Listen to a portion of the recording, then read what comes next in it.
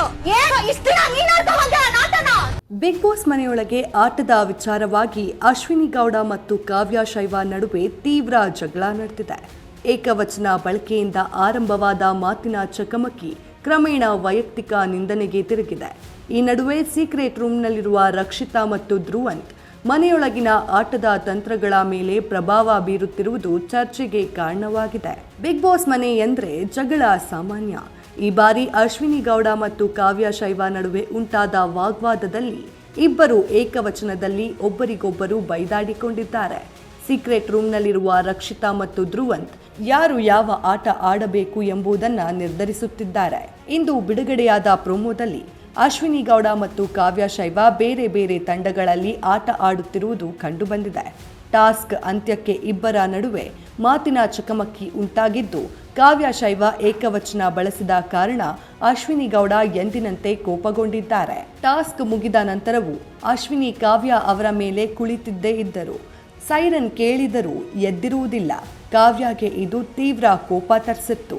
ಈ ಬಗ್ಗೆ ಕಾವ್ಯ ಸೈರನ್ ಆದ ಮೇಲೆ ಎದ್ದೊಳ್ಬೇಕು ಅಲ್ವಾ, ನ್ಯಾಯವಾಗಿ ಆಟವೇ ಆಡಲ್ಲ ಆಯಮ್ಮ ಎಂದು ರಾಶಿಕಾ ಬಳಿ ಅಸಮಾಧಾನ ವ್ಯಕ್ತಪಡಿಸಿದ್ದಾರೆ.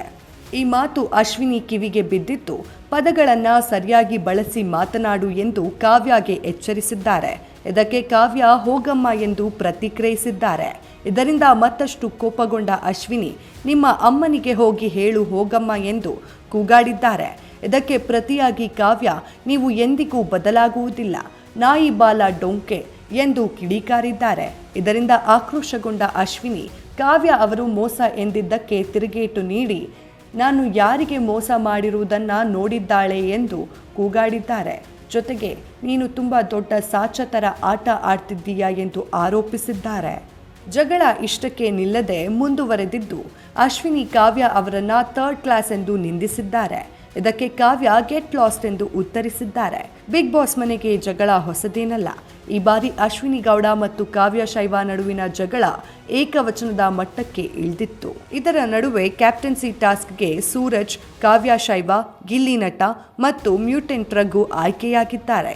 ಅದೇ ಸಮಯದಲ್ಲಿ ಮನೆಯಿಂದ ಹೊರಹೋಗಲು ಚೈತ್ರ ಕುಂದಾಪುರ, ಮಾಳು ನಿಪನಾಳ, ಸ್ಪಂದನಾ ಸೋಮಣ್ಣ, ಅಶ್ವಿನಿ ಗೌಡ, ಧನುಷ್ ಮತ್ತು ರಜತ್ ನಾಮಿನೇಟ್ ಆಗಿದ್ದಾರೆ.